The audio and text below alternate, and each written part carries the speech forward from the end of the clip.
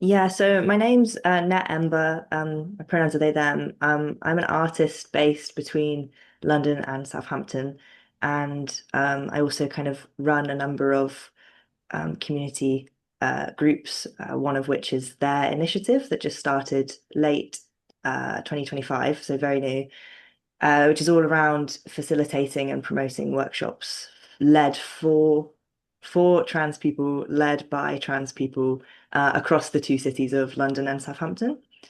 And that is an initiative of the CIC Zest Arts Collective, which I'm the co-director of.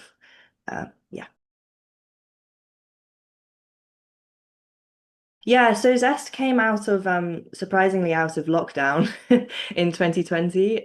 It was a group of us artists in Southampton had just finished a kind of an artist retention program. So we all got a free studio and exhibition opportunities in the area. And upon the end of that program, we all realized there wasn't really much for artists in the city after that. So we formed Zest Collective as a kind of artist-led group to just kind of try and solve the problems that we were seeing in the city, which broadly was artist opportunities, community opportunities. So all of us working together, and also for other local community groups that just really lacked kind of creative support. Yeah, so that's we're 5 years old now, I guess. Beginning, it was Zest was broadly for all artists, and just the lack of opportunity there.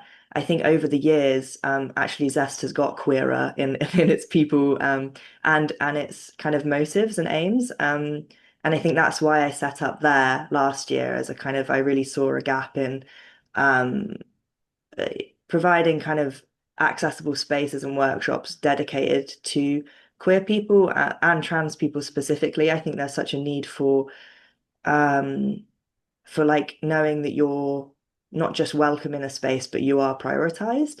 I think that was a huge and is an ongoing, real issue, especially for trans people at the moment in the current climate.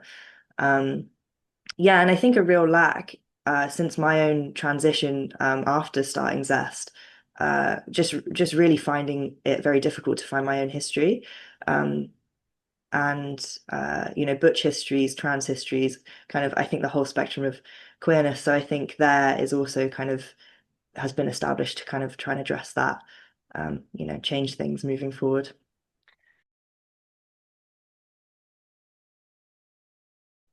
Yeah, I think it would be all around kind of building and sustaining a community of people who kind of can move and grow together. I think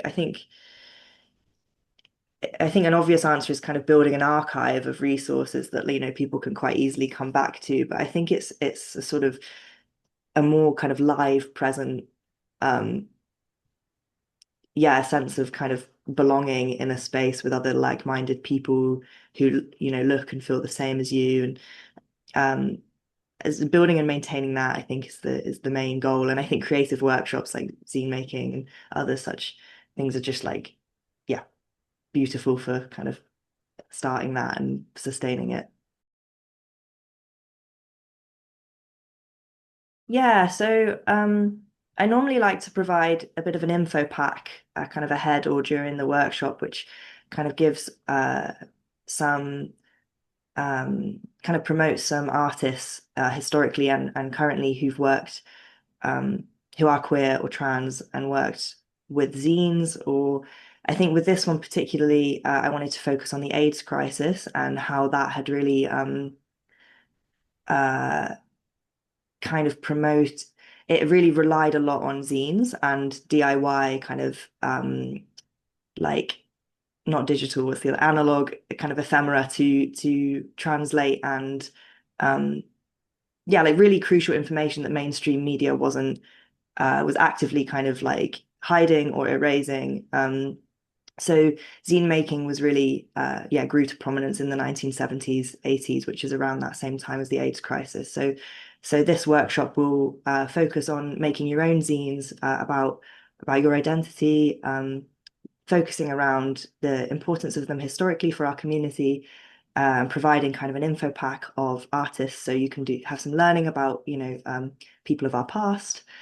Uh, yeah, so I'll do a little bit of a talk and then we'll just get cracking, really. I have my own website and Instagram as an artist myself, but there also has its own Instagram handle and a page on the zestartscollective.com website. Um, yeah, so a few avenues.